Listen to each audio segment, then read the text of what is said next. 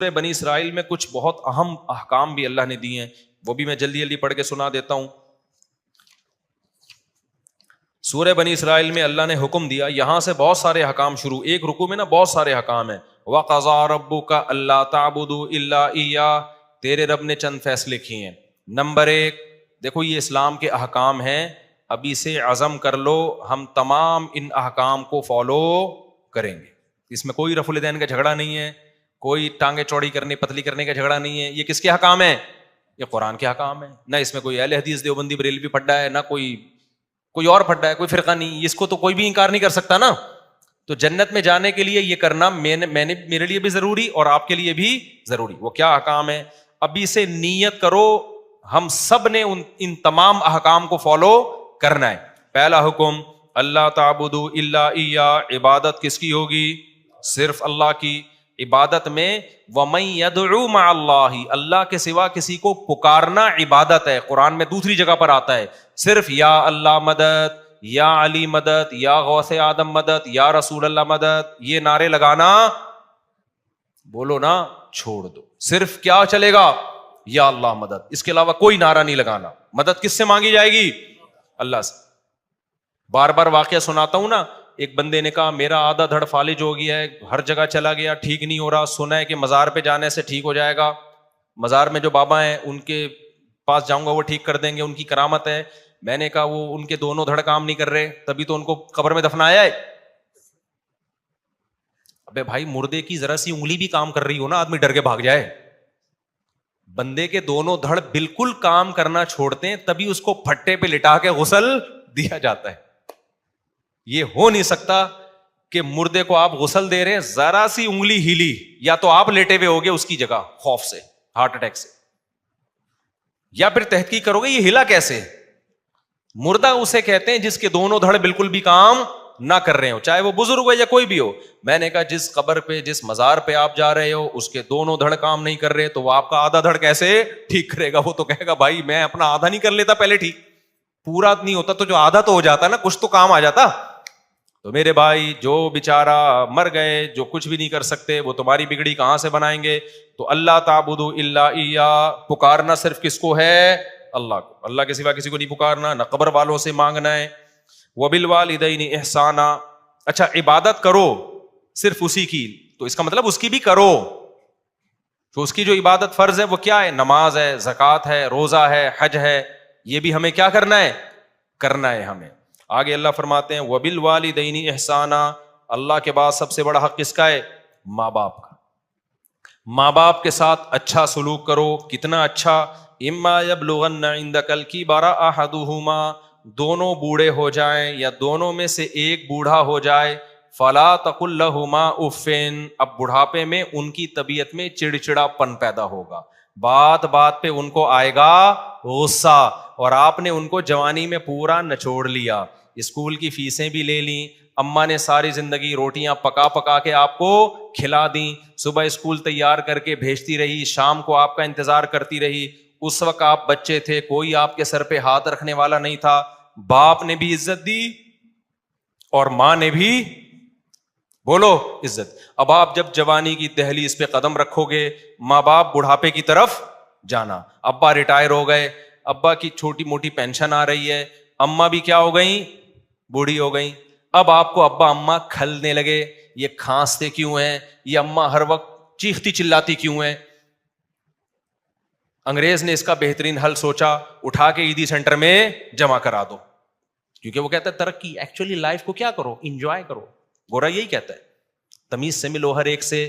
گورے کے اخلاق بہت اچھے ہوتے ہیں، واقعی اچھے ہوتے ہیں۔ اب جب بھی پاکستان ہو کوئی نہ کوئی بڑا نظر آ رہا ہوتا ہے ہمیں، بہت اچھے اخلاق ہوتے ہیں، لیکن ابا اماں کے لیے بولو نہیں ہوتے۔ اللہ کہہ رہا ہے نا نا نا، کسٹمر کی تو کہیں اللہ بات ہی نہیں کر رہا پورے رکوع میں، کسٹمر سے اچھے اخلاق سے بات کرو۔ اللہ کا ہوتا ہے تو ان کا باپ بھی کرے گا، وہاں ان کا بزنس ہے۔ اصل تو جو ہیں وہ کون ہیں؟ ابا اماں کو۔ تو گورے نے بولا سائنسی ترقی، ہم نے ترقی کرنی ہے، لائف کو انجوائے کرنا ہے۔ ابا کھانس رہے ہیں، اٹھا کے کہاں لے جاؤ؟ اولڈ ہاؤس میں کیئر ہوگی، وہاں گورنمنٹ نے ملازم رکھا ہوا ہے، گورنمنٹ کہے گی آپ نہیں ان پہ خرچ کرو گے، بلکہ ہم آپ کی 40% سیلری کاٹیں گے اور قوم کے بوڑھوں کو کھلائیں گے۔ بڈھا کہتا ہے ماشاءاللہ گورنمنٹ ہماری کتنی اچھی، اور پاکستان میں گورنمنٹ بوڑھوں کو نہیں کھلاتی. بھائی پاکستان میں اولاد بوڑھوں کو کھلاتی ہے، گورنمنٹ اس لیے نہیں کھلاتی. گورنمنٹ تو ویسے بھی کسی کو نہیں کھلاتی. گورنمنٹ کا کام تو کھانا ہے، کھلانا تھوڑی ہے. کیا خیال ہے بھائی؟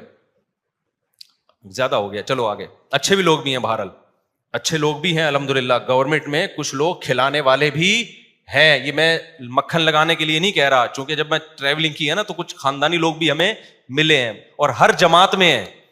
تو خاندانی لوگ ہر جگہ، مارکیٹ میں ہیں ذرا تھوڑے، تو اس لیے ظاہر ہے جو اکثریت سامنے آتی تو مارکیٹ میں نظر تو وہی آتا ہے نا. لیکن کچھ اچھے لوگ بھی ہیں الحمدللہ. تو بہرحال اللہ میاں نے کہا کہ سب سے زیادہ حق کس کا ہے؟ ماں باپ کا. ان کے ساتھ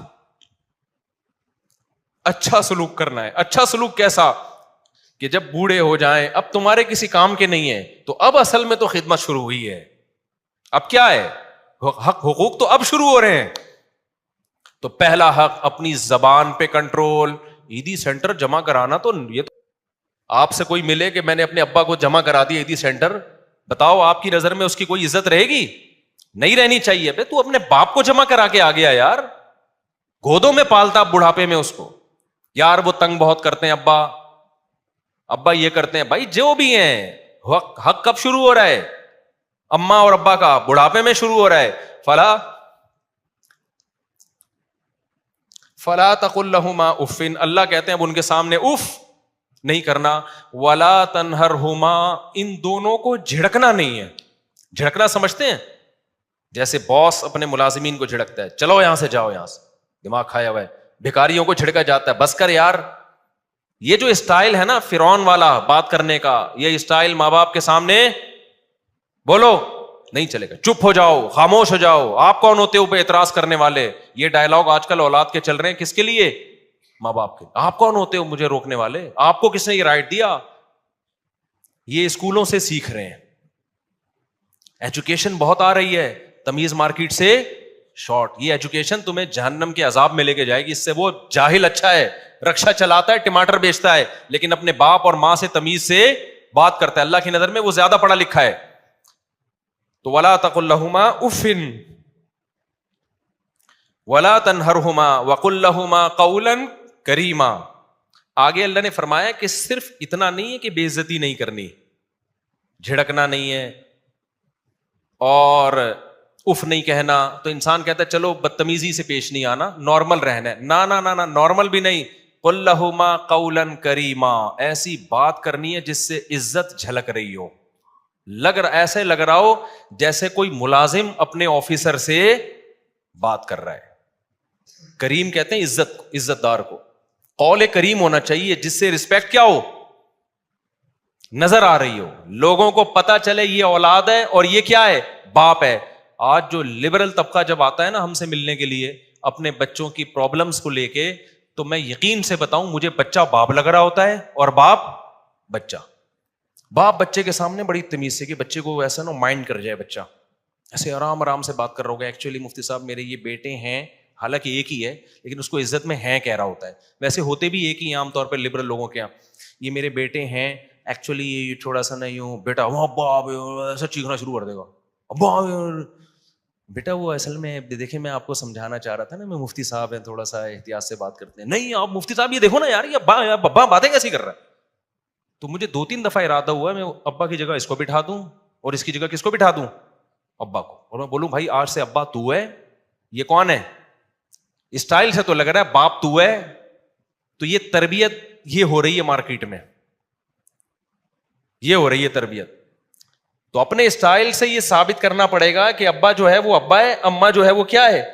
بیٹیاں اماں کے ساتھ بڑی بدتمیزی کرتی ہیں. یار آپ کون ہوتی ہو مجھے روکنے والی؟ آپ کون ہوتی ہو؟ آپ چپ ہو جاؤ، میں کیوں چپ ہوں؟ یار یہ اسٹائل ہے بھائی. ہم تو اپنے بچپن میں تصور نہیں کر سکتے تھے کہ آپ کون ہوتی ہو مجھے روکنے والی. ماں جب کہہ رہی ہے چپ ہو جاؤ تو آپ چپ ہو جاؤ، میں کیوں چپ ہوں؟ خدا کی قسم ہم اپنے بچپن میں یہ تصور نہیں کر سکتے تھے کہ کوئی اولاد اپنی ماں، کوئی بیٹی اپنی ماں کو یہ الفاظ کہہ سکتی ہے. بڑے بدتمیزی والے الفاظ ہیں یہ. تو یہ بہت خطرناک بات ہے. اس لیے اللہ تعالیٰ قرآن میں فرماتے ہیں وَقُلْ لَهُمَا قَوْلًا كَرِيمًا. بات کیسے کرنی ہے؟ عزت کے ساتھ. وَاخْفِضْ لَهُمَا جَنَاحَ الذُّلِّ مِنَ الرَّحْمَةِ. یہ تو بات کا اسٹائل بتا دیا. کھڑے ہونے کا اسٹائل کیسا ہو, ذلت سے اپنے بازوؤں کو جھکانا ہے. دیکھنے سے بھی بات سے بھی پتا چلے کہ یہ چھوٹا ہے اور وہ بڑے ہیں, اور کھڑے ہونے اور کے اسٹائل سے بھی پتا چلے کہ یہ چھوٹا ہے اور وہ کیا ہیں, بولو, بڑے ہیں. ایسے سینہ تان کے ان کے سامنے کھڑا ہوا ہے, ابا نیچے بیٹھے ہوئے, خود اوپر چڑھ کے بیٹھا ہوا ہے. تو یہ بڑی غلط بات ہے. ایسے بھی ہم نے دیکھے ہیں, سنا ہے کہ ابا بچوں کے جوتے پالش کر رہے ہوتے ہیں. یہ بڑی غلط بات ہے یار, بچے کو تو کرنے ہی نہیں دینا چاہیے یہ کام, کہ ابا کیوں کرے گا بھائی یہ. اچھا, اس میں ماں باپ بھی اپنے بچوں کو بگاڑ رہے ہوتے ہیں. اتنی بچوں کی کوئی رسپیکٹ دے رہے ہوتے ہیں نا بچپن میں. بچوں کو مارے دھاڑے نہیں, بدتمیزی سے بات نہ کریں, لیکن ان کو یہ احساس دلائیں کہ ابا میں ہوں, اماں یہ ہے, تم گھر کے مالک نہیں ہو. خود ہی اپنے ہاتھوں بگاڑ کے اتنا مسلط کر لیتے ہیں نا کہ پھر ساری زندگی ان کے غلام بنے رہتے ہیں. یہ بھی بہت غلط ہے. ان کو یہ تربیت بھی کس نے دینی ہے, والدین نے دینی ہے.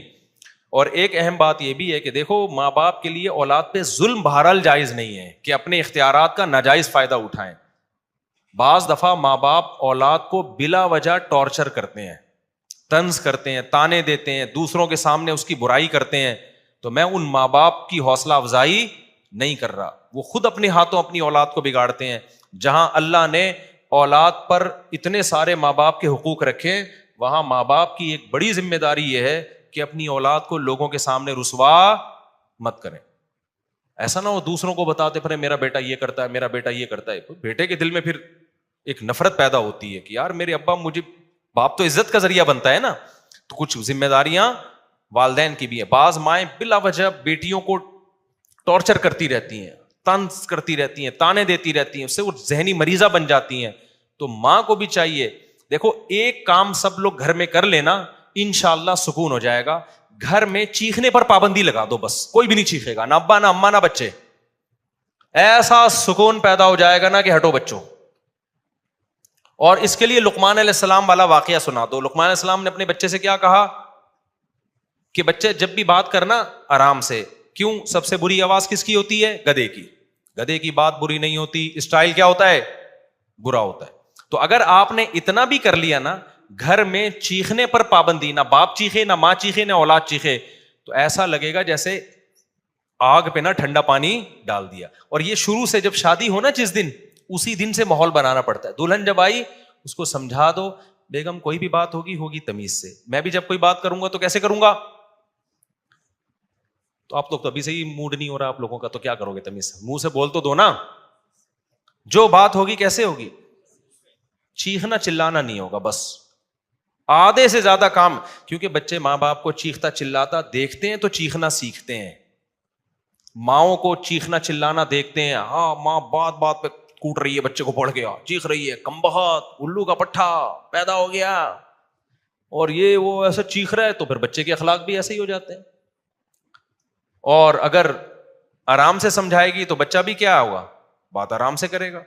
تو یہ بہت اہم پوائنٹ کی بات ہے. گھروں میں چیخنے کے ماحول کو کیا کرو, بول لو نا, تاکہ سبق یاد ہو جائے. ختم کرو بیٹا تمیز سے. تو دلہن جب آئی ہے اس سے تمیز سے بات کا آغاز کرو.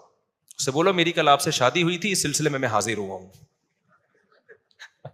اتنی بھی تمیز صحیح نہیں. وہ ایک آدمی بہت تمیز والا تھا نا, جب رخصتی دلہن کی ہوئی تو سمجھ میں نہیں آ رہا بات کیسے شروع کروں. تو وہ ہر بات میں تمیز, کچھ ضرورت سے زیادہ اس نے 2 گولیاں کھا لی تھیں وہ تمیز والی جو ہے نا. تو کہہ رہے میری کل آپ سے شادی ہوئی تھی, اس سلسلے میں حاضر ہوں. تو اتنی بھی تمیز نہیں, لیکن میں سمجھانے کے لیے بتا رہا ہوں. آپ ایک واقعہ سنا دیتا ہوں, اس سے تمیز سمجھ میں آ جائے گی. وہ ایک صاحب نے بتایا کہ ایک انگلینڈ میں نا یا امریکہ میں سوئمنگ پول میں ایک انگریز عورت اپنے بچے کو لے کر آئی اور ایک پاکستانی عورت اپنے بچے کو لے کر آئی سوئمنگ سکھانے کے لیے. دونوں کے بچے چھلانگ لگاتے ہوئے ڈر رہے ہیں. تو کہہ رہے انگریز عورت اپنے بچے کو سمجھا رہی ہے, بیٹا جو بھی انگلش میں اس کو سمجھا رہی تھی اس کا ترجمہ کہ دیکھو تم, مجھے پتا ہے تم کر سکتے ہو, تم سوئمنگ پر کر سکتے ہو, تم ویسے ہی ڈر رہے ہو, تم کرو, اس سے یہ ہوگا کہ تمہیں دیکھ کے دوسرے بچے بھی ہمت کریں گے. بچہ کہہ رہے نہیں نہیں, کہہ رہی نہیں مجھے پتا ہے تم کر لو گے. تم اس کو بڑی زبردست طریقے سے موٹیویٹ کر رہی ہے, اور ادھر ہماری موٹیویٹ کر رہی ہے کہ میری باری کب آئے گی. ہماری والی جو براؤن تھی وہ کیا کہتی ہے, ان صاحب نے, وہ مولوی صاحب تھے مجھے قصہ سنا رہے تھے, وہ کہہ رہی لگانا چھلانگ. بچہ کہہ رہا ہے نہیں, بے غیرت $50 یہ پتہ نہیں $100 ضائع کروا دیے میرے. اس وقت تو بڑا چیخ رہا تھا امی سوئمنگ کرا دو, الو کے پٹھے لگانا چھلانگ کمینہ. اور وہ پھر بس وہ وہاں مارنے پر تو پابندی ہے, ورنہ یہاں ہوتا تو طبیعت سے اس کا کباب بن جاتا بچے کا پٹ پٹ کے نا. لیکن زبان سے جتنے تانے دے سکتی تھی نا بے غیرت, وہاں تو شور مچایا ہوا تھا, پیسے ضائع کروا دیے. کہہ رہے میں دیکھ رہا ہوں یار یہ گوری ہے, یہ اپنے بچے سے کیسے بات کر رہی ہے, اور ہماری دیسی جو ہے. تو وہ جو اسٹائل تھا نا گوری کا, وہ قرآن و سنت کے مطابق تھا. ہماری والی قرآن و سنت کو مانتی ہے لیکن اس کو فالو نہیں کر رہی. تو اپنے نبی کو دیکھو, نبی نے اپنے بچوں کے ساتھ کیسا معاملہ کیا ہے. حضرت حسن حسین آپ کے کمر مبارک پہ بیٹھ جایا کرتے تھے. تو بچوں کو بگاڑنے میں ماں باپ کا بھی دخل ہوتا ہے. بہرحال ہم بچوں کو یہی کہیں گے تمہارے ماں باپ نے تمہیں سنوارا ہو یا بگاڑا ہو, لیکن تم پر بہرحال ان کا حق ہے. اب ایسا نہ ہو کہ آپ ابا سے بولو ابا چونکہ آپ نے مجھے بدتمیزی سکھائی ہے میں بات بدتمیزی سے ہی کروں گا. آپ کو تمیز ہی سے بات کرنی پڑے گی, کیونکہ ہم ماں باپ کی فرما برداری اور ان کے ساتھ حسن سلوک ماں باپ کی وجہ سے نہیں کرتے. کس کا حکم سمجھ کے کرتے ہیں؟ اللہ نے حکم دیا, اللہ پوچھے گا ہم سے. تو جب اللہ کا حکم ہے تو اب تو آپشن ہی نہیں ہے نا ہمارے پاس. اب میں جلدی سے آگے کے احکام بیان کر دیتا ہوں. آگے اللہ نے فرمایا وآتِ ذی القربى, آگے اللہ نے فرمایا اگر ماں باپ کے ساتھ کبھی بد کلامی ہو جائے تو پھر توبہ استغفار کا دروازہ کھلا ہوا ہے, کیونکہ اکٹھے رہتے ہیں ہمیشہ, کبھی اونچ نیچ ہو جاتی ہے تو مایوس نہ ہونا, توبہ کر کے اپنے احوال کی اصلاح کر لینا. آگے اللہ نے فرمایا وآتِ ذی القربى حقہ, قریبی رشتہ داروں کو ان کا حق دو. یہ بھی اللہ کا بہت اہم حکم ہے, قریب ترین رشتوں کا حق دوسروں سے زیادہ. 5 منٹ میں بس بیان ختم کر رہا ہوں. میں نے سوچا کہ 1 گھنٹے سے زیادہ نہیں بڑھنے دوں گا بیان. قریب ترین رشتہ داروں کو ان کا حق دو. آج سے عزم کریں, سب سے قریبی بھائی بہن ہوتے ہیں, پھر والدہ کے ابا اور اماں کے جو رشتہ دار ہیں, ماموں چچا پھپھو خالہ یہ ہیں, پھر ان کے بچے ہیں, اپنے بہن بھائیوں کے بچے ہیں. تو یہ سب سے کیا ہیں؟ قریبی. تو ان کو ان کا حق دو. کیا مطلب؟ ان میں کوئی غریب ہے مسکین ہے تو آپ کی ذمہ داری ہے آپ تفتیش کریں کہ کون مستحق ہے, اس کو مانگنے کا موقع نہ آئے, آپ نے خود اس کے ساتھ تعاون کرنا ہے, پوچھنا ہے. آگے اللہ فرماتے ہیں والمسکین, غریبوں کو ان کا حق دو, مسافروں کو دو. مسافروں کو کیسے چونا لگایا جاتا ہے؟ کوئی مسافر آ جائے نا ٹیکسی والے کے پاس, ٹیکسی والے کو پتہ چل جائے کہ یہ مسافر ہے, ٹیکسی والا اس کو 10 کے 4 گنا ریٹ بتا رہا ہوتا ہے. اس کو پتا ہے اس کو یہاں کے ریٹ پتہ ہی نہیں ہے. ہم بچپن سے دیکھ رہے ہیں, پہلے تو گورے بہت آیا کرتے تھے, ورلڈ ٹریڈ سینٹر کے بعد آنا بند ہو گئے, پہلے گورے بہت آیا کرتے تھے. ہمیں یاد ہے جب انگریز آتے تھے نا تو وہ ٹیکسی والے نا ان کو ڈبل سے بھی زیادہ کرایہ بتاتے تھے. حالانکہ کوئی بھی مسافر ہے بھائی, جب دوسرے تو وہ رعایت کا مستحق ہے. لاہور میں ہم جاتے تھے تو ٹیکسی والے کو پتہ چل جاتا تھا ہماری اردو سے یہ کہاں سے آیا ہے, کراچی. ٹیکسی والا چونا لگاتا تھا, ہم کہتے تھے بھائی وہاں جانا ہے, گلی کے ساتھ طواف کرتا تھا وہ گلی میں, ہمیں پتہ ہی, ہم سمجھ نئی گلی آ رہی ہے, اسی گلی میں گھمایا جا رہا ہے. پھر جب 3-4 دفعہ وہی درخت آئے تو پھر اگلی گلی, او جناب 50 کلومیٹر دور, حالانکہ وہ اس کھمبے سے لے کے اس کھمبے تک گیا ہے. ہم سمجھ رہے ہیں بہت لمبی ٹریولنگ کر کے ہم یہاں پہنچے ہیں. جب رشتے داروں کو بتاتے تھے وہ کہتے ہیں بھائی یہ تو یہاں اترے تھے, یہاں سے یہاں تو 5 منٹ لگتے ہیں. لاہور والے ایسے ہوتے نہیں ہیں, لیکن مجھے 2-3 ٹکرے ہیں, ہوتے نہیں ہیں, لیکن ہر جگہ کراچی میں بھی ہوتے ہیں, لاہور میں بھی ہوتے ہیں, ہر جگہ ہوتے ہیں. تو یہ آپ کو جب پتہ چل گیا بندہ کراچی کا ہے تو چونا نہ لگاؤ, بلکہ اس کو عزت دو. پنجاب والا جب کراچی آئے, آپ کو اس کی لینگویج سے پتہ چل گیا یہ لاہور یا ملتان سے آیا ہے, تو بجائے چونا لگانے کے آپ اس کو کیا دو کہ یار اپنے کراچی میں آیا ہے تو ہم ایسا معاملہ کریں گے کہ اچھا امیج لے کے جائے گا. یار کراچی والے تو کیا ہوتے ہیں, بڑے خاندانی, لیکن پاکستان میں ہر آدمی کے پاس چونے کے ڈبے ہیں, ٹھیک ہے نا. وہ کہتا ہے یار کوئی بندہ ملے, ٹوپیاں لے کے بیٹھے ہوئے ہیں, کوئی بندہ ملے جس کے سر پہ آ جائے اس کو پہنا دو. تو یہ کام مت کرو, قرآن منع کرتا ہے. آگے اللہ فرماتے ہیں وَلَا تُبَذِّرْ تَبْذِيرًا, خرچ کرنا ہے, رشتہ داروں پہ بھی پھینکنا نہیں ہے. ایسا نہ ہو سخاوت کے جوش میں آ کے یوں اڑانا شروع کر دو اور پھر کل لوگوں سے بھیک مانگ رہے ہو. جی کس سلسلے میں آئے, جی وہ میں نے بیان سن کے سخاوت اتنی کر دی تھی کہ آج میرے پاس گیس بجلی کے بل کے پیسے نہیں ہے. کیا کرو, یہ شیطان کا کام ہے. آگے اللہ فرماتے ہیں وَإِمَّا تُعْرِضَنَّ عَنْهُمُ ابْتِغَاءَ رَحْمَةٍ مِّن رَّبِّكَ, بعض دفعہ کوئی رشتہ دار, کوئی غریب مسکین تمہارے پاس آتا ہے, اس وقت تمہارے پاس پیسے نہیں, وہ ہو مستحق, وہ پیشہ ور بھکاری کی بات نہیں ہو رہی, خوب سمجھ لو, اس وقت پیسے نہیں ہے, لیکن تمہیں پتہ ہے بعد میں پیسے آ جائیں گے, تو اس سے نرم بات کہہ دو کہ بھائی ابھی نہیں ہے لیکن مجھے اللہ سے امید ہے کل انتظام ہو جائے گا تو کل میں تمہیں دے دوں گا. دیکھو کیسے اللہ کہاں کہاں تک سمجھا رہے ہیں. آگے اللہ نے فرمایا نہ اپنے ہاتھ کو گردن سے باندھو, کنجوس بن کے زندگی گزارو کہ جی وہ الماری سے روٹی لگا لگا کے, بہت پرانا لطیفہ ہو گیا. ایک کنجوس آدمی کو بچے کہتے تھے ابا دیسی گھی لے کر آ, دیسی گھی لے کر آ. ابا کنجوس, اس نے کہا مہنگا ہے. بہرحال ایک دن ابا گھی کا ڈبہ لے آئے. جب بھی کوئی آئل یا گھی کا ڈبہ ہوتا ہے باہر بھی چکناہٹ ہوتی ہے, تو ابا نے کہا بیٹا گھی کے ڈبے سے لگا لگا کے کھاؤ, جب تک باہر مکمل ختم نہ ہو جائے نا ڈبہ نہیں کھلے گا. وہ بچے بےچارے صبح ناشتے میں نا ڈبے کو چاٹ رہے. اب اس کو سفر پہ جانا تھا تو یہ ڈبہ الماری میں بند کر کے چلا گیا کہ کم بخت کھول نہ لیں گے. کئی دنوں کے بعد واپس آیا تو بچے سے پوچھا کہ بچوں تم نے گھی کا ڈبہ کھولا تو نہیں؟ نہیں ابا ہم نے نہیں کھولا. بیٹا پھر ناشتہ کیسے کرتے تھے؟ ابا الماری سے روٹی لگا لگا کے کھاتے تھے. وہ بھی کنجوس کے بچے تھے نا. ابا الماری سے روٹی لگا لگا کے کھاتے تھے. اس نے رکھ کے ایک تھپڑ لگایا. بغیر تو کچھ دن گھی کے بغیر صبر نہیں ہو سکتا تھا. یہ کیا ہے؟ ہاتھ گلے سے باندھ لینا. لا تجعل یدک مغلولۃ الی عنقک, اپنے ہاتھوں کو گردن سے مت باندھ. دیا اللہ نے اڑاؤ یار, خرچ کرو, لیکن ولا تبسطھا کل البسط, ایسے ہاتھ بھی نہ پھیلا دو. ایسا نہ ہو کہ اپنی چادر سے زیادہ پاؤں پھیلانا شروع کر دیے, جیسے شادیوں میں لوگ اڑا رہے ہوتے ہیں نا. ایک ولیمے میں ایسا پیسہ اڑایا, پھر مجھے آ کے کہہ رہے ہوتے ہیں آپ دوسری شادی کی بات کرتے ہو, خرچہ ایک میں اتنا ہو جاتا ہے. بھائی تم نے جس اسٹائل میں ولیمہ کیا اس میں تھوڑی, اس میں تو ایک بھی نہیں ہوتی. جو جس طرح کے خرچے کر رہے ہو ایسے اڑا رہے ہوتے ہیں ذرا ذرا سی تقریبات پر, اس کے بعد کچھ ہے ہی نہیں. اچھا یہ خوب سمجھ لو, ہر آدمی اپنی حیثیت کے مطابق خرچ کرے گا. بعض دفعہ لوگ کہہ رہے ہوتے ہیں وہ فلاں مالدار نے ڈیفینس میں اتنے بڑے ہوٹل میں ولیمہ کیا ہے اور اتنا لگژری کھانا, یہ تو اسراف ہے. بھائی اس کی کروڑوں کی آمدن ہے, اس کے لیے یہ دال چاول ہیں, ٹھیک ہے نا. تو یہ جو اسراف کی ڈیفینیشن ہے نا, یہ ہر ایک کے حق میں مختلف ہے. جن کو زیادہ دیا ان کے لیے یہ کچھ بھی نہیں ہے, جن کو کم دیا ان کے لیے تو 2 دیگیں بھی ہو سکتا ہے بہتوں. تو اسراف میں کبھی کسی کو دیکھ کے کہ اتنا زبردست اس نے انتظام کیسے کر لیا, تو وہ اس پہ آپ نہیں حکم لگا سکتے. اس کی ہر آدمی اپنی آمدن کے حساب سے خرچ کرتا ہے اور کرنا بھی چاہیے. ایک کروڑ پتی آدمی اگر دال چاول کھلائے گا تو یہ کنجوسی ہے, اور ایک غریب آدمی جس کے پاس دال چاول کے پیسے بھی نہیں ہے وہ دال چاول بھی کھلائے گا تو یہ کیا ہے؟ اسراف ہے. تو اسراف کی ڈیفینیشن ہر ایک کو دیکھ کر مختلف ہوتی ہے. جلدی سے مکمل کر لوں. آگے اللہ نے فرمایا وَلَا تَقْتُلُوا أَوْلَادَكُمْ خَشْيَةَ إِمْلَاقٍ, غربت کے خوف سے اپنے بچوں کو قتل مت کرو. نَحْنُ نَرْزُقُهُمْ وَإِيَّاكُمْ, ہم ان کو بھی روزی دیں گے اور تم کو بھی دیں گے. علماء نے اس آیت کے تحت لکھا ہے کہ حمل گرا دینا یہ بھی حرام ہے اسی آیت کی روشنی میں, اس خوف سے کہ میں خرچے کہاں سے پورے کروں گا. آج بہت سے لوگوں کی کال آ رہی ہوتی ہیں, بھائی مجھ صاحب میرے 2 بچے ہیں, ایکچولی ان کے خرچے پورے نہیں ہو رہے, ایکچولی یہ ہو رہا ہے, ابھی پھر پریگننسی ہو گئی صاحب اس مہنگائی کے دور میں. بھائی اللہ کہہ رہا ہے کہ نہیں اجازت آپ کو. رزق کس کے ذمے ہے؟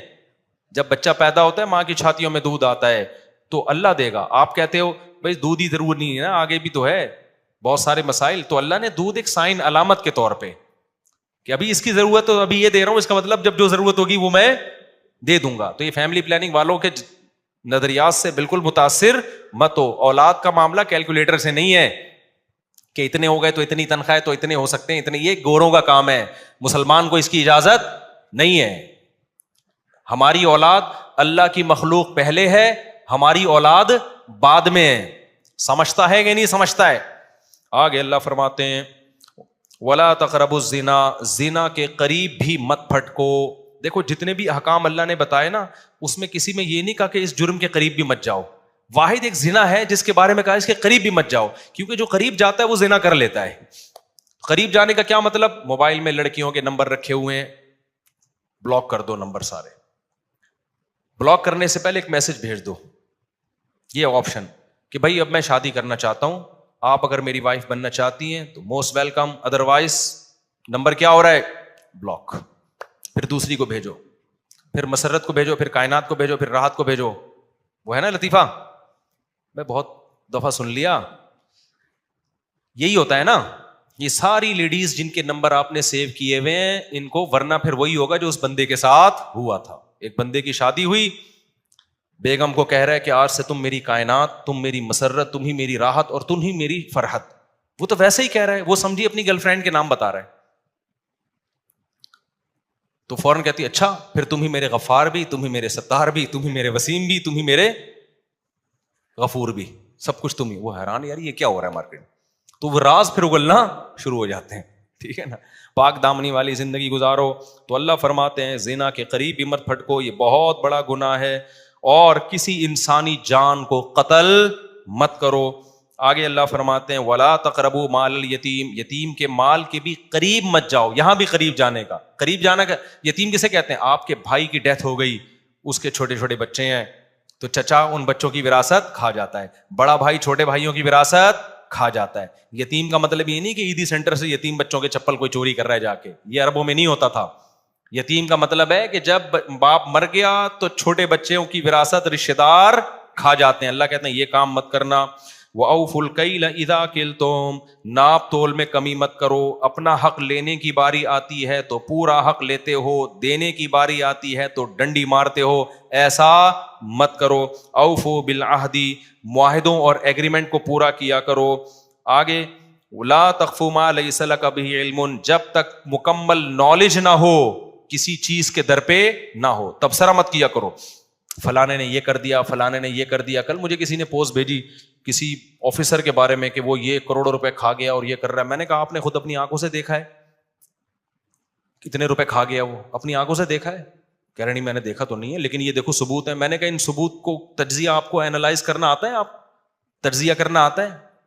آپ جج ہو؟ کہہ رہے یار. میں نے کہا کیوں بلا وجہ کچھ بھی چلا دو مارکیٹ میں پھیل جاتا ہے. سچ بہت کم بولا جاتا ہے. تو کبھی کسی کی باتوں میں آ کے کسی کو تبصرہ کرنا، کسی ادارے کو برا کہنا، کسی فرد کو برا کہنا، یہ اپنی زندگیوں سے ہمیشہ کے لیے کیا کر دو، ختم. جب تک 2 اور 2 4 کی طرح واضح دلائل آپ کے پاس نہ ہو.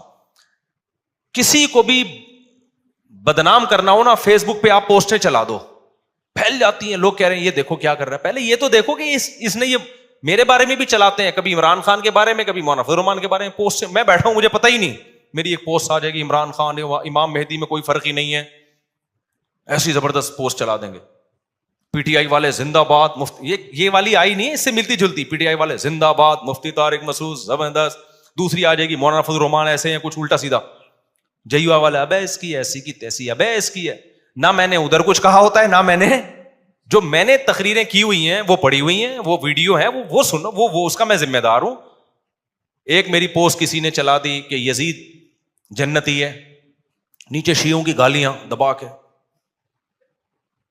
ابے تم تحقیق تو کرو، میں نے بولا بھی ہے کہ نہیں بولا. آگے یہ کہ کیونکہ قسطنطنیہ کی لڑائی میں وہ شریک تھا لہذا وہ کیا ہے، جنتی. شیعہ لوگوں نے دبا کے گالیاں لکھی ہیں، یہ یزیدی ہے، یہ فلانا ہے.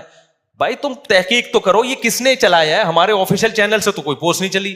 اب تک وہ یہی سمجھ رہے ہیں کہ یہ کیا ہے، یزید کو جنت. نہ میں نے اس کو جنتی بولا، نہ میں نے اس کو جہنمی بولا، کچھ بھی نہیں بولا. میں نے اس پہ تبصرہ ہی نہیں کیا. پوسٹ دبا کے کچھ بھی اٹھا کے ڈال دو نا. ہماری قوم میں یہ شعور نہیں ہے کہ تحقیق کریں ایسا ہوا بھی ہے کہ نہیں ہوا. تو چلاتے رہتے ہیں مارکیٹ میں. ہاں ہمارے جو ویڈیو بیانات ہیں اس کا میں ذمہ دار ہوں بھائی، جو میں نے بولے ہیں اس کا میں ذمہ دار ہوں. آپ وہ ویڈیو کٹنگ اس کو بھی کٹ کر کے نہ چلاؤ. ابھی ایک تراویح کا بیان کٹ کر کے چلائے ہوئے لوگوں نے. تراویح کے بارے میں یہ کہہ رہا ہوں کہ نبی صلی اللہ علیہ وسلم سے کوئی تعداد ثابت نہیں ہے. ادھر ٹک یہاں روک دیا. اور اتنی بات کہ بھائی اگر صرف حدیثی کو دیکھنا ہے تو پھر تو غامدی صاحب صحیح کہہ رہے ہیں، یہاں کٹ کیا. دیکھو مجھ صاحب کہہ رہے ہیں غامدی صاحب کیا کہہ رہے ہیں، لیکن پوری بات آگے. اچھا اس پہ اتنا پروپیگنڈا ہوا. پھر جامعۃ الرشید میں ہمارے استاذ ہیں مفتی محمد صاحب، ان سے باقاعدہ سوال پوچھا گیا کہ مفتی صاحب نے یہ بولا ہے کہ حدیث میں تو کوئی تذکرہ ہی نہیں ملتا، ثابت ہی نہیں ہے. پھر انہوں نے اس کا جواب دیا. اتنا پروپیگنڈا. حدیث میں تبصرہ نہیں ملنے کا مطلب یہ ہے کہ سند کے لحاظ سے کوئی صحیح حدیث ہمارے پاس موجود نہیں ہے کہ جو نبی نے 3 دن تراویح پڑھی تھی کتنی رکعتیں تھیں. لیکن حضرت عمر کا عمل بتاتا ہے کہ نبی نے 20 پڑھی ہوں گی. تو نبی سے ثابت ہونے کے لیے 2 طریقے ہوتے ہیں. ایک ہے تواتر، صحابہ کا عمل، وہ خود بتاتا ہے کہ نبی نے کیا کیا ہے. ایک ہے حدثنا فلان کے ساتھ کوئی سند، بہت سارے شریعت کے حکام آتے ہیں حدیث میں نہیں ملتے, صحابہ سے پتہ چلتا ہے. رکوع میں جا کے جب ہم کھڑے ہوتے ہیں, ہاتھ چھوڑنا ہے ہاتھ باندھنا ہے, حدیث میں کوئی تذکرہ نہیں ہے, لیکن پوری امت کیا کرتی ہے؟ ہاتھ چھوڑتی ہے. کیوں؟ تواتر عملی ہے, امت کا عمل بتا رہے کہ نبی نے ہاتھ چھوڑے ہوں گے. ہم یہ جو عورتیں ہیں صفا مروہ میں دوڑتی نہیں ہیں, چلتی ہیں, نبی سے تو کچھ بھی ثابت نہیں ہے, نہ حضرت عائشہ سے ثابت ہے کہ دوڑنے کا حکم دیا یا چلنے کا حکم دیا.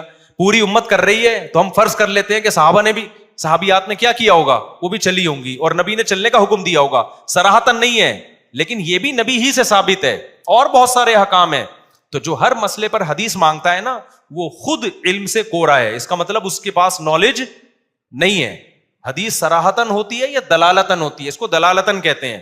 جیسے امام مالک بہت سے مسائل پوچھا گیا کہ اس کی آپ کے پاس کیا دلیل ہے, انہوں نے کہا اہل مدینہ ایسے کر رہے ہیں. کیا مطلب؟ جب مدینہ والے کر رہے ہیں تو نبی نے کیا ہوگا. تو نبی کا عمل براہ راست نہیں پہنچا, لیکن دلالتاً پہنچا ہے. خیر, دو آیتیں پڑھ کے بیان ختم کرتا ہوں. تو اللہ فرماتے ہیں جب تک یقینی علم نہ ہو تبصرہ نہ کیا کرو. آگے اللہ نے فرمایا وَلَا تَمْشِ فِي الْأَرْضِ مَرَحًا, زمین میں اکڑ کے مت چلو. زمین کے دادا بننے کی کوشش بولو نہ کرو, اکڑ کے مت چلا کرو. کیوں؟ انک لن تخرق الارض, زمین کو نہ تم اپنے پاؤں کی طاقت سے پھاڑ سکتے ہو اور نہ سینہ اتنا اونچا کر سکتے ہو کہ کیٹو کی پہاڑی سے اوپر جھانکنا شروع کر دو. تو جتنے ہو اتنے ہی رہو. تو یہ چند احکام تھے اللہ نے بیان کیے. اس کو کہتے ہیں اپنی اوقات میں رہو. اس پر میں اکثر ایک بات کہتا ہوں, جو زیادہ فنڈر بن رہا ہو نا, اس سے کہیں تو بیت الخلاء کس وقت جاتا ہے, وہ بتائے گا مغرب کے بعد جاتا ہوں یا صبح 8 بجے جاتا ہوں. تو بولے تیری اوقات کیا ہے؟ صبح 8 سے 8:30. اصل اوقات تیری کتنا بھی اکڑتا ہونا, جب واش روم میں جا کے بیٹھتا ہے اور آگے میں ڈیلیٹ کر دیتا ہوں, اس وقت انسان کو اپنی اوقات سمجھ میں آ جاتی ہے کہ تو اصل میں ہے کیا. اس لیے ہم نے بزرگوں سے, علماء سے سنا ہے کہ تکبر ہمیشہ پرلے درجے کا بے وقوف اور احمق کرتا ہے. ذرہ برابر بھی عقل ہونا انسان میں, وہ متکبر نہیں ہو سکتا. تکبر ہمیشہ کون لوگ کرتے ہیں؟ بے وقوف جو اپنی اوقات بھول جاتے ہیں. وہ یہ بھول جاتے ہیں غلیظ پانی سے اللہ نے پیدا کیا, ماں کے پیٹ سے باہر نکالا, بچپن میں کیسے ماں کے محتاج تھے, بات بات پہ روتے تھے, ذرا ذرا سی بات پہ چیختے تھے, چلاتے تھے, مائیں سہارا دیتی تھی. اس وقت دادا گیری تھی کیا؟ ماں پھینک کے چلی جاتی, کیا اوقات تھی اس وقت؟ کتنے عرصے لنگڑا کے چلتے رہے, ٹوٹے, کبھی ادھر جا رہا ہے, توتلا بول رہا ہے, آہستہ آہستہ بولنا سیکھے. تھوڑے دنوں کے لیے اللہ نے جوان کر کے سیدھا کر دیا, تو تھوڑے دنوں میں اپنے آپ کو زمین کا باپ سمجھنا شروع. ظلم کرتا ہے, تو کون ہوتا ہے مجھے سمجھانے والا, تو کون ہے مجھے سمجھ. ابے بھائی تھوڑے دن کے لیے تجھے جوانی ملی ہے, ابھی دوبارہ آہستہ آہستہ بڑھاپے کی طرف تو آئے گا. پھر بڑھاپے میں دیکھو نا ہوتا کیا ہے, کانپ رہے ہوتے ہیں, راشا تاری ہو گیا. وہ ایک سنگر تھا, بڑی اچھی آواز تھی, جب بوڑھا ہو گیا تو جب گاتا دانت نکل کے نیچے گر جاتے اس کے, کیونکہ الفاظ نکالنے کے لیے دانت کا منہ میں ہونا ضروری ہے. کچھ الفاظ نکلتے ہی نہیں دانتوں کے بغیر. تو پھر بیچارے نے بتیسی لگوائی, پھر جب گانا گاتا بتیسی گر جاتی, پھر لگاتا, پھر گاتا, گر جاتی. کسی نے کہا بھائی بار بار کیسٹ کیوں چینج کر رہے ہو, ایک ہی کیسٹ میں بیان کرو نا. تو بڑھاپے میں یہ حال ہوگا, کمر جھکے گی, ہائی ہوئی کی آوازیں آئیں گی. تو یہ اپنا ماضی دیکھو, اپنا فیوچر دیکھو. اور حال بھی کیا ہے, ایک وائرس آ گیا کورونا کا, یا کوئی اور بیماری آ گئی دھڑام سے ایسی کی تیسی, تو نہ حال تمہارا, ابھی تھوڑی سی جوانی ہے, تھوڑا سا کوئی وائرس آڑا ترچا چلا گیا, بیڑا غرق, بخار ہو جاتا ہے, کیسے پڑ جاتے ہیں, چلا رہے ہوتے ہیں. ایک مچھر نے آ کے صبح صبح کاٹ لیا, ڈینگی مچھر نے, اس کی وجہ سے لمبے ہو گئے, پلیٹلیٹس گر گئے, بھیک مانگ رہا ہوتا ہے یار کہیں سے سفید سیل مل جائے مجھے اللہ کا واسطہ. تو تکبر ہمیشہ پرلے درجے کا احمق اور بے وقوف کرے گا, جو تھوڑی سی نعمت ملنے پر اپنی اوقات بھول جاتا ہے. جیسے کسی بھکاری کو آپ نے 3 پیس سوٹ پہنا کے, نہا دھو کے, کشکول لے کے گاڑی میں بٹھا دیا, جبکہ اس کو پتا ہے یہ تھوڑی دیر کے لیے ملا ہے, چھین لیا جائے گا, لیکن وہ بھکاری گاڑی میں بیٹھ کے سیلفیاں لے رہا ہے اور غریبوں کو ٹکرے مارتا ہوا جا رہا ہے, رکشے والوں کو. بھائی کوئی رکشے والا آ رہا ہے اس پہ چڑھا رہا ہے, ابے ہٹ بے غیرت, سڑک پہ چل رہا ہے, دیکھ نہیں رہا کون آ رہا ہے. عقل مند کیا کہے گا, ابے تیری اوقات تو رکشے کی بھی نہیں ہے, 2 منٹ کے لیے تجھے گاڑی ملی ہے اور تو اپنی اوقات بھول گیا, تھپڑ لگا کے اس کو سیٹ کیا کرے گا, اتر نیچے. تو اللہ بھی یہی کرتے ہیں. جو تکبر کرتا ہے نا, میں یہ ہوں, میں یہ ہوں, آج کل یہ بہت چل رہا ہے مارکیٹ میں یہ ہوں, میں یہ ہوں, یہ میں اللہ کو پسند نہیں ہے. تو اس کا نتیجہ نکلتا ہے کہ حدیث میں آتا ہے جو چیز بہت اوپر جاتی ہے اللہ اس کو اسی حساب سے نیچے لے آتے ہیں. تو تکبر سے اپنا ہی نقصان، دماغ بھی خراب ہوتا ہے، ڈپریشن کا مریض بنتا ہے. تواضع اللہ کو پسند ہے، عاجزی اللہ کو پسند ہے. اللہ تعالیٰ سمجھنے کے عمل کی توفیق عطا فرمائے. میرے ماں کی ہم 5 بیٹیاں ہیں، صرف سوالی ان میں بچ جائیداد ہیں، 5 کے علاوہ تو کوئی حصے دار نہیں کرے. اصل بتائیں، اگر بھائی ماں کی اولاد میں صرف بیٹیاں ہیں، بیٹے نہیں ہیں، تو 2/3 حصہ بیٹیوں کو ملے گا، اور اگر شوہر زندہ ہے تو 1/4 شوہر کو ملے گا. وہ زندہ نہیں ہے تو ماں کی ماں باپ کو جائے گا، ماں کے ماں باپ کو. وہ بھی نہیں ہے تو پھر ماں کے بھائیوں کو جائے گا، یعنی بچیوں کے ماموؤں کو. تو 2/3 ان بیٹیوں کو ملے گا، باقی سارا ماموؤں کو ملے گا، اگر باقی لوگ نہیں، بچیوں کے ماموں. سورہ نساء کی آیت میں وَلَكِنْ شُبِّهَ لَهُمْ کا علمی ترجمہ کیا ہوگا؟ کیونکہ غیر مسلم اکثر کہتے ہیں کہ خدا دھوکہ دے سکتا ہے. کیا دھوکہ دے سکتا ہے؟ تم کس طرح سے؟ بھائی اللہ نے کہا کہ شُبِّهَ لَهُمْ، ان کے لیے معاملہ مشتبہ کر دیا گیا. تو یہ اللہ تعالیٰ کے لیے جائز ہے کہ کسی کی جان بچانے کے لیے ان کی شکل کا کوئی دوسرا آدمی ان کو دے دیں؟ یہ تو اللہ کے لیے جائز ہے نا، اس کو دھوکہ تھوڑی کہتے ہیں. یہ جان بچانے کے لیے ہو رہا ہے. آپ کے یہاں کوئی ڈاکو آیا آپ کو قتل کرنے کے لیے، آپ اس دروازے سے گئے تاکہ اس کو دھوکا ہو کہ یہ یہاں ہے، اور پچھلی گلی سے آپ نکل کے باہر چلے گئے، وہ ڈاکو وہیں کھڑا ہوا ہے. اب آپ کہیں انسان ہو کے دھوکا دے رہے ہو، دے کس کو رہے ہیں؟ ظالم کو دے رہے ہیں. تو یہ دھوکا نہیں کہلاتا، یہ چال کہلاتی ہے. ظلم سے بچنے کے لیے کیا کہیں گے؟ یہ ایک چال چلی ہے. تو اللہ تعالیٰ نے بھی ایک عیسیٰ ابن مریم کو قتل ہونے سے بچانے کے لیے ایک تدبیر اختیار کی تھی. وہ تدبیر کیا تھی؟ کہ ان کی شکل کا ایک آدمی آ گیا جس کو انہوں نے عیسیٰ ابن مریم سمجھ کے قتل کر دیا. یہ تدبیر کہلائے گی، یہ دھوکہ نہیں کہلائے گا. اور یہ بھی ممکن ہے انہی کی شکل کا پہلے سے کوئی آدمی موجود ہو، تو اللہ حضرت عیسیٰ کے گھر میں لے گئے ہوں تاکہ وہ اسی کو پکڑ کے لٹکا دیں. میری خواہش ہے کہ میں اپنے بیٹے کو مدرسے میں داخلہ کراؤں، لیکن مدرسے کے بارے میں سمجھ میں نہیں آ رہا رہائشی کراؤں یا نہیں. اس کا میٹرک ہونے والا ہے. کچھ لوگوں نے منع کیا ہے کہ بچہ اداس ہو جاتا ہے. بھائی مسئلہ یہ ہے کہ جامعۃ الرشید میں تو میٹرک کے بعد داخلہ کروا دیں، اور حفظ کا بچہ جو ہے جو بہت چھوٹا ہوتا ہے اس کو تو رہائشی نہیں کروانا چاہیے. یہ بچے کے ساتھ ظلم ہے. ماں باپ سے بالکل اتنی عمر کے بچے کو محروم نہیں کرنا چاہیے، بہن بھائیوں سے. لیکن اگر بڑا ہو گیا ہے، سمجھدار ہو گیا ہے، جیسے ہم تو 18 سال کی عمر میں مدرسے میں آئے تھے، تو پھر ہم تو پورا ہفتہ مدرسے میں ہی گزارتے تھے. اس وقت ہمیں ماں کی اس ممتا کی ضرورت تو اب بھی ہے. ماں کی ممتا تو ایسی چیز ہے، انسان کے بچے بڑے ہو جاتے ہیں اما نہیں بھولتا انسان، لیکن جو چھوٹے بچے کو جس طرح سے چاہیے نا ماں باپ، وہ ظاہر ہے بڑے ہو کر انسان مستغنی ہو جاتا ہے. تو اس وقت بھی ہمیں بڑی ٹینشن ہوتی تھی گھر سے دور رہنے کی. تو 18 سال سے جو چھوٹے بچے ہیں 15 سال کے، ان کے تو پورا ہفتہ وہ بہت زیادہ اذیت میں آ جاتے ہیں. تو جو بڑے بچے ہیں 18-19 کے، وہ تو مدرسوں میں رہ سکتے ہیں، لیکن مدرسوں میں بھی دیکھنا پڑے گا کون سے مدرسے ٹھیک ہیں کون سے غلط ہیں. میں نے بتایا نا مدرسوں میں بھی بعض مدرسے نہیں ہوتے، کسی نے ویسے ہی اپنی دکانداری کے لیے 4 دیواری کھڑی کر کے بچوں کو رکھا ہوا ہوتا ہے. ان میں بچے پھر بگڑتے بھی ہیں. تو صرف اتنا کافی نہیں ہے کہ مدرسے کا لیبل لگاؤ، بلکہ حقیقت میں علماء صلحاء اس مدرسے کو چلا رہے ہو، اطمینان ہو، تو وہاں کا ماحول جا کے دیکھیں. ورنہ پھر بچہ بگڑتا ہے، مدرسے میں، اسکولوں میں بھی بگڑتا ہے، مدرسے میں بھی بگڑتا ہے. اس کا معیار یہ ہے کہ چلا کون رہا ہے. اگر اچھے لوگ چلا رہے ہیں مدرسہ تو ٹھیک ہے، اور اگر برے لوگ چلا رہے ہیں تو وہ مدرسہ نہیں ہے بلکہ وہ پیسہ کمانے کا ایک ذریعہ ہے. ایسا ہوتا ہے، اس پہ میں کئی بار بیان کر چکا ہوں. تو میرا خیال یہ ہے کہ بچے کو شروع میں رہائشی نہ کروائیں، شروع میں صبح آنے جانے والا. جب 1-2 سال وہ مدرسے کے ماحول سے مانوس ہو جائے گا پھر رہائشی کروا دیں. قسم کا کفارہ کیا ہے؟ 10 غریبوں کو 2 ٹائم کا کھانا کھلانا، یا 2.25 کلو گندم 10 غریبوں میں بانٹ دینا، اس طور پر کہ ہر ایک کو 2.25 کلو گندم ملے، یا اس کی قیمت، یعنی 2.25 کلو گندم کی قیمت دے دے تو 10 غریبوں میں بانٹ دے گا تو کفارہ ادا ہو جائے گا. اور بعض علماء 2.25 کہتے ہیں، تو یہ بھی ٹھیک ہے. ایک ہی غریب کو 10 دن تک کھلا دے تو بھی ٹھیک ہے، لیکن ایک ہی غریب کو 10 آدمیوں کے پیسے ایک دن میں دے دیے پھر ٹھیک نہیں ہے. سمجھتے ہیں؟ ایک غریبی کو دینا تو 10 دنوں میں ڈیوائڈ کر کے دے. کھانا بھی کھلانا ہے ایک ہی غریب کو تو 10 دنوں میں ڈیوائڈ کر کے کھلائے. اور یہ ہے کہ ایک دن میں ہی 10 غریبوں کو کھلا دے تو بھی ٹھیک ہے.